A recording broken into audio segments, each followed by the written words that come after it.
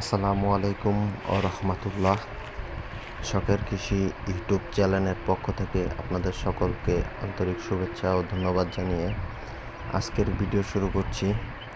আমি আমার গত একটা ভিডিওতে বলছিলাম যে লেবু গাছে লিফ মাইনর বা জাত পোকা আক্রমণ করলে কি ওষুধ দিতে হয়, সেই জন্য আমি আজকে আমার চ্যানেলে ওই ব্যাপারে একটি ভিডিও নিয়ে আসলাম। আপনারা দেখতে পাচ্ছেন যে আমার গাছের পাতাগুলো কুঁকড়ে গেছে এবং সেগুলা অনেক ক্ষেত্রে পাতায় যে পোকে কিন্তু পাতা কেটে ফেলছে, যার কারণে গাছের গ্রোথ সমস্যা হবে। কারণ আজকের নতুন পাতা কিন্তু আগামী দিনের লেবুর ফুলের মূল একটা অংশ।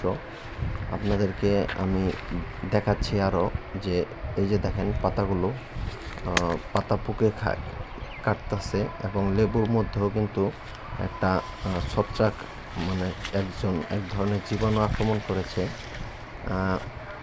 আমি এই জন্য আমার লেবুতে ট্রাক্সিমাইট নামের স্কোয়ার কোম্পানির একটি ওষুধ ব্যবহার করছি, যেটা গাছে পাতা কোঁকড়ানো মানে লিফ মাইনর কালো একটা পোকার থাকে, যেটার প্রতিষেধক হিসেবে এটা ব্যবহার করে থাকে সবাই।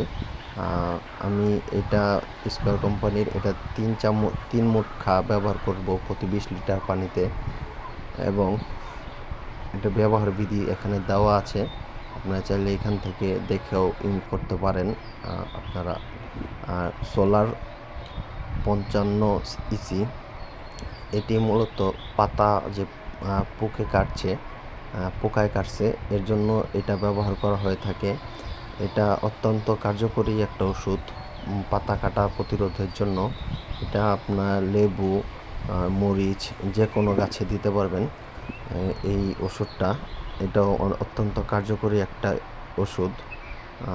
আর আমি এটার সাথে সাথে আমি আরও একটা ওষুধ ব্যবহার করব, এটা হলো ফ্লোরা, যেটা আমার গাছে কিন্তু আপনারা দেখেছেন প্রচুর পরিমাণে ফল আছে, যার কারণে আমি ফলগুলো যাতে বড় হয় একসাথে এই ফ্লোরা ওষুধটাও ব্যবহার করব।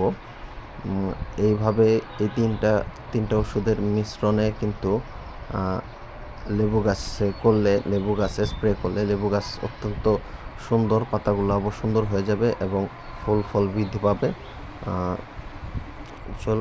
আমি এগুলো মিশ্রণ করে আমি আমার লেবুতে স্প্রে করছি, লেবু গাছে স্প্রে করেছি। ইনশাল্লাহ 7 দিনের মধ্যে এটার রেজাল্ট পাওয়া যাবে। আপনারা যারা নতুন তারা আমার এই চ্যানেলটিকে সাবস্ক্রাইব করে রাখবেন, যাতে লেবু বাগান সম্পর্কে আপনাদের বিস্তারিত আরও ধারণা এবং তথ্য দিতে পারি। ধৈর্য ধরে ভিডিওটি দেখার জন্য অসংখ্য ধন্যবাদ।